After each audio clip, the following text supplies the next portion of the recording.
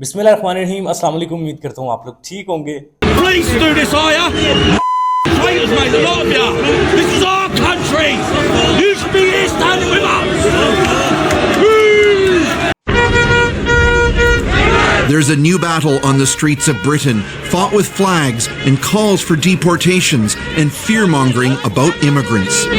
कुछ साल पहले की बात करें ना, आज से कुछ साल पहले यानी 3-4 साल पहले और अभी भी स्टिल कुछ 3-4 महीने पहले भी तो यूके हर बंदे की पहली चॉइस हुआ करती थी। किसी का फ्रेश पासपोर्ट होता था ना तो भी लोग कहते थे यार यूके का वीज़ा अप्लाई कर लो, यूके ट्रैवल हिस्ट्री नहीं देखता, आपको यूके वीज़ा इशू कर देता है। और ये इस बात में वाकई हकीकत थी। लेकिन आजकल आपने भी न्यूज़ में भी सुना होगा, वीडियोज़ भी बड़ी आप तक आई होंगी, कुछ अगर आपके यूके में जानने वाले उनसे भी आप पूछें, आपको इस तरह की खबरें मिलेंगी कि कम से कम पिछले कोई 2 से 3 महीनों के अंदर 30 लाख बंदा, 3 मिलियन लोग, 30 लाख बंदा जो है ना वो फॉरेनर्स के खिलाफ निकला है। यूके में उन्होंने एहतजाज किया है, 30 लाख बंदे ने पूरे यूके में एहतजाज किया है कि भाई फॉरेनर्स को निकाल के बाहर फेंकें। फॉरेनर्स को आप बुलाते हैं, स्टूडेंट वीज़ा हो, विजिटर वीज़ा हो, किसी भी वीज़ा पे बंदा आता है, आगे असाइलम डालता है, आप उसको पासपोर्ट दे देते हैं, आप उसको नेशनैलिटी दे देते हैं। इतने हालात ख़राब हुए पड़े हैं यूके के कि आप सोच भी नहीं सकते। ये चीज़ें ना यूएसए में सुनी जाती थी। आपने अक्सर सुना होगा कि अमेरिका में ये सिचुएशन होती थी कि लोग सड़कों पे सोते थे, लोग ड्रग्स लेते थे, टेंशन्स होती थी। ये सारा कुछ अमेरिका में तो सुना था कि होता है ऐसे, और अभी भी होता है अमेरिका में। चाहे वो सुपर पावर है, चीज़ें बाहर मीडिया पे नहीं, अभी तो यूट्यूबर ने कुछ एक्सपोज किया अमेरिका को, वरना अमेरिका की इस तरह की खबरें बाहर ही नहीं निकलती थी। अमेरिका में बहुत ज़्यादा होमलेस पीपल्स थे जिनके पास घर नहीं होते थे, वो सड़कों पे सोते थे। अभी भी वीडियोस आप देख सकते हैं। कुछ यूट्यूबर्स हैं, इंडिया के भी हैं, पाकिस्तान के भी हैं, जो कि गए हैं, उन्होंने जाके एक्सपोज किया अमेरिका को। लेकिन ये चीज़ें अमेरिका की हद तक तो सुनी थी, यूके में भी ये चीज़ें हो रही हैं।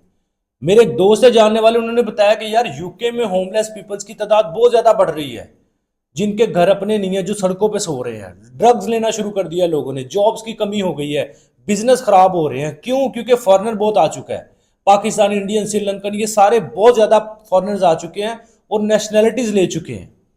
लड़कियों के साथ शादियां करते हैं, बाद में बच्चे पैदा करते हैं और छोड़ देते हैं उनको, क्योंकि सिर्फ पासपोर्ट की हद तक उनका यूज़ करना होता है। इन्होंने स्टूडेंट्स आते हैं जनाब, स्टूडेंट्स आके यूके में वो यूनिवर्सिटी नहीं जाते, रिपोर्ट ही नहीं करते कि हम पहुंच गए कि नहीं। मतलब जैसे ही स्टूडेंट वीज़ा लेके वो इंटर हुए यूके में, उसके बाद वो रफू चक्कर, वो पता ही नहीं चलता इमिग्रेशन को कि गए किधर भाई। ना वो यूनिवर्सिटी को इतला देते हैं कि हम आ गए हैं, वो इलीगल उधर काम करना शुरू कर देते हैं। तो इस वजह से यूके के हालात इतने ख़राब हैं कि मैं आपको कभी भी अब ठीक है, कुछ एजेंट्स, कंसल्टेंट्स बैठे होंगे जो कह रहे होंगे जी कोई मसला नहीं है, ऐसे हो जाएगा। हर बंदे की अपनी अपनी ओपिनियन है, लेकिन मेरी राय ये है कि यूके को भी कंसीडर ना करें। उसकी वजह यह है कि रिसेंटली हमारे 2 यूके के वीज़ा लगे। एक हमारे क्लाइंट थे जिनके पास फ्रांस का वीज़ा था, हमने उनका यूके का वीज़ा प्रोसेस किया, उनका लग गया। एक हमारे क्लाइंट थे जिनका सऊदी अरेबिया वगैरह ट्रैवल था, उनका यूके का वीज़ा हमने अप्लाई किया, उनका भी मिल गया। दोनों ने इकट्ठा ट्रैवल किया, दोनों दोस्त थे, दोनों ने इकट्ठा ट्रैवल किया। इमिग्रेशन ने दोनों के वीज़ा ही फाड़ दिए। पाकिस्तान इमिग्रेशन ने नहीं, यूके इमिग्रेशन ने। यूके इमिग्रेशन ने, आई डोंट नो, अब उन्होंने तो खैर मुझे पूरी तफसील से बात नहीं बताई, व्हाट्सएप पे उनसे रब्ता हुआ था, लेकिन उनकी जब मेरे तक खबर आई, उन्होंने सिर्फ ये बताया कि जी रजा भाई हमारे वीज़ा फाड़ दिए उन्होंने। इवन के जो जिस बंदे के पास यूके के साथ फ्रांस का वीज़ा था ना, उन्होंने फ्रांस का वीज़ा भी उसका फाड़ दिया। क्यों? उन्होंने कहा जी आप यूके, हमने यूके आपको एंट्री नहीं दी तो आपने फ्रांस के जरिए आ जाएंगे। तो उन्होंने उसका फ्रांस का वीज़ा भी फाड़ दिया, यूके भी फाड़ दिया वीज़ा, फ्रांस का वीज़ा पेज में फाड़ ही दिया वीज़ा। उसने मुझे तस्वीर भेजी है उस चीज़ की। आई डोंट नो उसके साथ वो एग्रेसिव हुआ या क्या, वट एवर जो भी हुआ, लेकिन इमिग्रेशन ने एंट्री नहीं दी। उन्होंने कहा जी हम फॉरेनर्स को फिलहाल एंट्री नहीं दे रहे हैं, मतलब बड़ी रेयर कोई जिनका उनको पता हो कि यार ये जेन्युइन बंदा है, इसलिए तो बड़े कंट्रीज ट्रैवल कर लेंगे, उसको एंट्री दे रहे हैं, वरना वो सीधे ही आपका डिपोर्ट कर रहे हैं, कह रहे जी नहीं एंट्री मिलनी। और ज़्यादा आप तू मैं करेंगे, वो वीज़ा फाड़ के कहेंगे जाए अब वापस। अब तो कोई राइट नहीं है ना आपके पास। तो मेरा सिर्फ आपको इस यूके के हवाले से बताने का मकसद ये था कि भाई इतनी मेहनत करोगे, फाइल बनाओगे, पैसे लगाओगे, कंसल्टेंसी फीस दोगे, वीज़ा की फीस पे करोगे, सारा कुछ कर करा के वीज़ा भी आपको मिल जाएगा, लेकिन बाद में आपको एंट्री नहीं वहाँ पे मिलनी। या तो वीज़ा आपका कैंसिल कर दिया जाएगा या फिर आपको डिपोर्ट की स्टैंप लगा दी जाएगी कि भाई हम आपको एंट्री नहीं दे रहे। या इवन ये भी नहीं, या फिर आपको ये भी कहा जा सकता है कि भाई आपका वीज़ा ही फाड़ दें। ठीक है, जैसे रिसेंटली हुआ, जो हकीकत पर मबनी चीज़ हुई है मैंने वो बताई है। अब बहुत सारे कंसल्टेंट्स होंगे जो कहेंगे नहीं जी कोई मसला नहीं हो रहा, जा रहे हैं लोग, भाई जा रहे होंगे, 10 में से हो सकता है 2-4 बंदों की एंट्री मिल भी रही हो। मैं बिल्कुल नहीं कहता कि जी एंट्री नहीं मिलेगी, आप अप्लाई करें, जाएं ना जाएं। मेरा इसी से, मेरे साथ जो एक प्रैक्टिकल चीज़ हुई मैं वो आपके साथ शेयर करना चाह रहा हूँ। और मुझे यही लगता है कि ये सारा कुछ इस वजह से इतनी सख्ती हुई है कि जो यूके में 30 लाख बंदे ने गवर्नमेंट पे दबाव डाला है कि यार फॉरेनर्स को निकाल के बाहर फेंके, हमारे अपने हालात बड़े डिस्टर्ब हो रहे हैं। उनके अपने नेशनल्स ने ये एहतजाज किया, प्रोटेस्ट किया। और अभी आपने देखा होगा कुछ न्यूज़ रिपोर्टर थे पाकिस्तानी, उनके साथ भी वो बदतमीजी कर रहे थे। वो कह रहे थे आप भी न्यूज़ श्यूज़ नहीं देनी, आपने भी निकलो। वो बंदा रिपोर्टिंग करने के लिए न्यूज़ दे रहा था, तो वो एक गोरा आया, उसने आगे गालियां देनी शुरू कर दी कैमरे में। उसने कहा जी आप भी बाहर निकलो। और यही सेम सिचुएशन अमेरिका की हुई है। अमेरिका भी एंट्री नहीं दे रहा, लोगों के वीज़ा हो भी पास तो एंट्री नहीं मिल रही। लेकिन अमेरिका का फ़ायदा ये हो जाएगा कि अमेरिका वीज़ा आपके पासपोर्ट पे होगा तो बहुत सारे कंट्रीज आपको ऑन अराइवल मिल जाएंगे। मतलब अमेरिका आप ट्रैवल ना भी करें तो आपको कहीं ना कहीं फ़ायदा हो जाता है। यूके का भी फ़ायदा हो जाता है, लेकिन यूके का तो 6 महीने का वीज़ा होता है, तो 6 महीने के अंदर आप कितना को फ़ायदा उठा लेंगे। ठीक है, तो बिल्कुल मैं वर्थ इट नहीं है फिलहाल यूके का वीज़ा अप्लाई करना। बल्कि इन्होंने अब वीज़ा इशू ही बड़ी मुश्किल करने हैं, इन्होंने अब रिजेक्ट मारने हैं वीज़ा। ये आप देख लीजिएगा आने वाले वक्त टाइम में ना, अभी कुछ महीनों के अंदर, क्योंकि कंसल्टेंट्स नहीं रुकते। उन्होंने तो कहना करें जी, मसला ही कोई नहीं है। लेकिन जब रिजेक्शंस होनी है ना, उन्होंने कंसल्टेंट्स ने रिजेक्शंस भी नहीं बतानी है आपको। उन्होंने कहा नहीं हमारी तो 90% अप्रूवल रेशियो है, या हमारी तो 80% अप्रूवल रेशियो है, तो भाई रिजेक्ट होने हैं। यूके ने बहुत वीज़ा रिजेक्ट करने हैं, क्योंकि यूके एंट्री देने के कोई मूड में नहीं है। और इवन के वीज़ा भी नहीं देना उन्होंने, क्योंकि वीज़ा वो उनको पता होगा कि यार वीज़ा दे दिया तो एंट्री भी देनी पड़ेगी, तो वीज़ा नहीं देते। ठीक है, जितनी मर्जी अच्छी प्रोफाइल हो। हाँ, अगर आपके को 15-20 कंट्रीज आपने ट्रैवल किए हुए हैं, कोई करोड़ों रुपया बैलेंस पड़ा हुआ है, मल्टीनेशनल कंपनी आपकी है या बड़ी हाई लेवल कंपनी है, डॉक्यूमेंट्स बड़े तगड़े हैं, फिर शायद आपको वीज़ा मिल जाए और एंट्री भी मिल जाए। अदरवाइज नॉर्मल अगर 2-4 कंट्रीज की ट्रैवल हिस्ट्री और आप कह रहे हैं मुझे यूके वीज़ा मिलकर एंट्री मिल जाए, तो ये अब मुश्किल है। मेरा ओपिनियन ये, मेरी राय ये है। बाकी मैंने आपको बताया हर कंसल्टेंट, हर एजेंट की एक अपनी राय है। हर बंदे ने अपनी अपनी एक जो है वो ओपिनियन देनी है। मेरी ओपिनियन जो थी मैंने आपके सामने रख दी है, क्योंकि मेरा फर्ज होता है कि मैं क्लियर आपको बात बताऊं। जो भी आपने स्टेप लेना है अपनी जिंदगी में, आपको पता हो कि यार इसका नतीजा क्या निकल सकता है। बाकी हो सकता है मैं गलत हूं, अल्लाह करे मैं गलत हूं कि यूके वीजा ना रिजेक्ट करे, यूके इजीली एंट्री दे। लेकिन जो हालात हैं, जो सिचुएशन है, आप खबरें सुने, आप न्यूज़ देखें, इंटरनेशनल मीडिया की सुने, तो आपको पता चलेगा कि यूके वीज़ा देगा कि नहीं।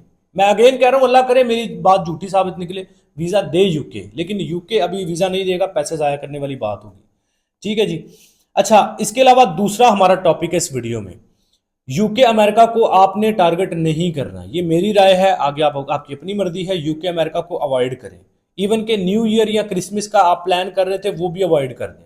न्यू ईयर एंड क्रिसमस का जो इवेंट आ रहा है ना, ये दिसंबर में 25 दिसंबर को क्रिसमस होता है, 1 तारीख को 1 जनवरी को न्यू ईयर होता है, और 31 को उसकी नाइट होती है न्यू ईयर की।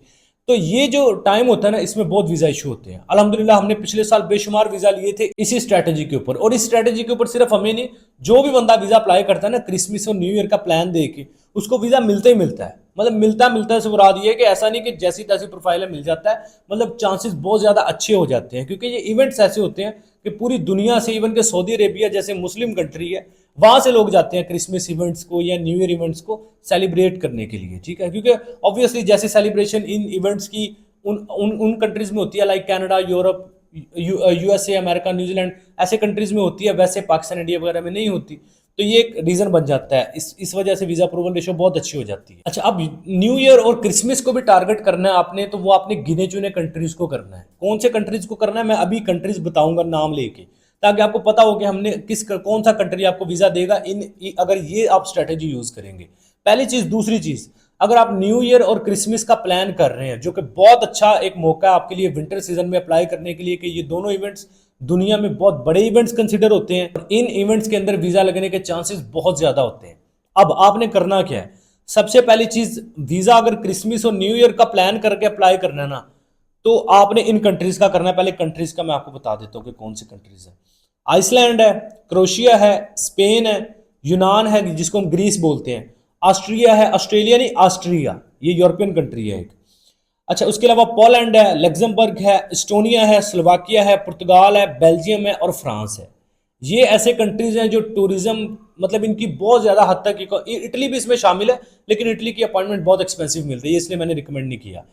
अच्छा, ये कंट्रीज वो हैं जो मोस्टली टूरिज्म पर डिपेंड करते हैं। इनकी इकोनॉमी का 40 to 50% जो इकोनॉमी का इनका हिस्सा है, वो सारा टूरिज्म पे चलता है। तो इस वजह से न्यू ईयर और क्रिसमस दोनों के लिए आप इवेंट्स के लिए वीजा अप्लाई करना चाह रहे हैं, ये कंट्री बेस्ट है। ये यूरोपियन कंट्रीज मैंने बताए हैं। यूरोप से हटके अगर अप्लाई करना चाह रहे हैं, न्यूजीलैंड, ऑस्ट्रेलिया और कनाडा, ये न्यूजीलैंड, ऑस्ट्रेलिया और कनाडा, ये 3 कंट्रीज हैं जिनको आप टारगेट कर सकते हैं क्रिसमस और न्यू ईयर की सेलिब्रेशन के लिए इन इवेंट्स को माइंड में रखते हुए वीज़ा अप्लाई करने का। अच्छा, एक चीज़ ये हो गई। और यूरोप के कौन से कंट्रीज है वो मैंने आपको लिस्ट दे दी आगे। वो ये सारे कंट्रीज वो हैं जो न्यू ईयर और क्रिसमस पे वीज़ा इशू करते हैं। अब स्ट्रैटेजी मेन ये होती है कि ऐसा नहीं हो कि आप नवंबर में जाके अप्लाई कर रहे हैं और बता रहे हैं जी मैं क्रिसमस और न्यू ईयर की प्लानिंग के लिए आ रहा हूँ। वो ये बड़ी एक स्ट्रैटेजी, ये ज़रूरी नहीं इस सीन में ही। जब भी आपने वीज़ा अप्लाई करना ना, हमेशा कोशिश करें 3 से 4 महीने पहले अप्लाई करें, यानी 3-4 महीने बाद का ट्रैवल प्लान दे। उसका इफेक्ट पता क्या पड़ता है? कुछ लोग होते हैं जिन्होंने वीज़ा अप्लाई करना है ना, मिसाल के तौर पे उन्होंने दिसंबर में अप्लाई करना है कि जी मैंने क्रिसमस और न्यू ईयर के लिए आना है, तो वो दिसंबर के स्टार्ट में अप्लाई करेंगे और 15-20 दिन बाद का प्लान दे देंगे जी मैंने 15 दिन बाद न्यू ईयर है या क्रिसमस है और मैंने अप्लाई करना है, मैंने पार्टिसिपेट करना उसमें और मैं वीज़ा अप्लाई करना चाह रहा हूँ। तो ये एक बुरी चीज़ इसलिए आ जाती है कि वीज़ा ऑफिसर को लगता है कि यार ये बंदा इतना ही तत्ता है, इतना ही काला है कि यार ये 15 दिन बाद ही कह रहा है जी मैंने ट्रैवल करना है। इसकी कोई प्लानिंग नहीं है, कोई प्री प्लानिंग नहीं है, कोई बिजनेस कमिटमेंट्स नहीं थी इसकी, इसने कोई स्ट्रैटेजी नहीं बनाई, अचानक इसी तरह प्लान बनाया और जी वीज़ा अप्लाई कर दिया कि जी मैंने न्यू ईयर के लिए आना है। तो बेहतर ये डाउट हो जाता है ऑफिसर को और वो रिजेक्ट कर सकता है आपका कि इतनी एमरजेंसी बंदा निकल रहा है। हाँ, एक चीज़ ये होती है कि आप अभी अप्लाई करें, 3-4 महीने बाद क्रिसमस और न्यू ईयर का इवेंट है तो आप अभी अप्लाई करेंगे तो आप प्लान दे सकते हैं जी मैंने 3-4 महीने बाद ट्रैवल करना है न्यू ईयर क्रिसमस के लिए। और ये जस्टिफिकेशन इस चीज़ की इसलिए आती है कि वीज़ा ऑफिसर सोचता है कि हाँ यार ये बंदा जेन्युइन टूरिस्ट है, इसकी जेन्युइन इंटेंशन टूरिज्म है, क्योंकि इसने प्रॉपर 3-4 महीने बाद प्लान कर रहा है। मतलब इसने अपनी बिजनेस कुछ मीटिंग्स होगी, कमिटमेंट्स होंगी, क्लाइंट्स के साथ कमिटमेंट्स होंगी, 100 मामलात होते हैं, इसलिए इसने 3-4 महीने बाद का प्लान किया है। तो ये बहुत अच्छा इंप्रेशन जाता है वीज़ा ऑफिसर को। कभी भी जब भी आपने हमेशा वीज़ा अप्लाई करना, याद रखें कि 3 से 4 महीने बाद का प्लान दें। बाकी न्यू ईयर और क्रिसमस हमेशा साल के आखिर में ये 2 इवेंट्स होते हैं। बहुत सारे लोगों का क्वेश्चन होगा कि यार ये तो क्रिश्चियन कम्युनिटी के लिए होते हैं इवेंट्स, क्रिसमस वगैरह। न्यू ईयर तो खैर सभी के लिए होता है, लेकिन जो क्रिसमस होता है वो तो सिर्फ क्रिश्चियंस के लिए होता है। तो मेरे भाई ऐसा नहीं होता। देखें, पाकिस्तान एक ऐसा कंट्री नहीं है जो मुस्लिम स्टेट है, और भी दीगर Saudi Arabia, Dubai, Qatar, Kuwait, Oman, Bahrain, ये सारे मुस्लिम कंट्रीज हैं। और आप जरा गूगल के मुताबिक ना, गूगल पे थोड़ी रिसर्च करें कि न्यू ईयर और क्रिसमस के इवेंट्स की सेलिब्रेशन के लिए मोस्टली इन कंट्रीज से बंदे जाते हैं, लोग जाते हैं इंजॉयमेंट करने के लिए, इन इवेंट्स को एंजॉय करने के लिए। मतलब ऑब्वियसली आप मनाते तो नहीं है, लेकिन एक एंजॉयमेंट होती है ना कि एज ए इवेंट आपने उसको ज्वाइन करना है, एंजॉयमेंट करनी है, सेलिब्रेशन करनी है और आ जाना वापस एज ए इंटरटेनर या as a tourist. Visa officer को इस चीज़ से फर्क नहीं पड़ता, क्योंकि पूरी दुनिया से लोग आते हैं क्रिसमस और न्यू ईयर के इवेंट्स को सेलिब्रेट करने के लिए। पूरी दुनिया से लोग, specially Canada, America, Australia, New Zealand, UK, Europe, इन सभी कंट्रीज़ में आते हैं। लेकिन मैं आपको रिकमेंड करूंगा कि यूके और अमेरिका के अलावा जितने भी मैंने कंट्रीज़ आगे बताए थे ना, उनमें अप्लाई करना चाहें तो कर सकते हैं। बहुत अच्छी अपॉर्चुनिटी है, वीज़ा मिल जाएगा आपको। तो ये कुछ अहम अपडेट थी यूके को लेके भी, मैंने कहा आपको बता दूं ताकि आपके पैसे ज़ाया ना हो अगर आप यूके का वीज़ा अप्लाई करना चाह रहे हैं। और दूसरी अपडेट के यूरोप में किन कंट्रीज़ का हमें अप्लाई करना चाहिए या यूरोप से हटके किन कंट्रीज़ का अप्लाई करना चाहिए, कौन सा टाइम बेस्ट है। तो वो विंटर सीजन के अंदर ये जो क्रिसमस और न्यू ईयर इवेंट है यही बेस्ट होते हैं, ऑप्शंस होते हैं या बेस्ट इवेंट्स होते हैं या बेस्ट टाइम होता है वीज़ा अप्लाई करने के लिए, जिसमें आपकी वीज़ा अप्रूवल रेशियो बहुत अच्छी होती है, क्योंकि ये इवेंट्स की बेस पे वीज़ा इशू हो रहे होते हैं, ना कि जनरली जैसे आप अप्लाई करते हैं। तो उम्मीद है कि ये वीडियो आपके लिए हेल्पफुल रही है। वीडियो पसंद आई है, कुछ नया सीखने को मिला तो लाइक करें, चैनल पर पहली दफ़ा एवरी वीज़ा चैनल को सब्सक्राइब करें, बेल आइकन प्रेस करना। बहुत सारा ख्याल रखें, मिलते हैं नेक्स्ट वीडियो में। टेक केयर, अल्लाह हाफिज़।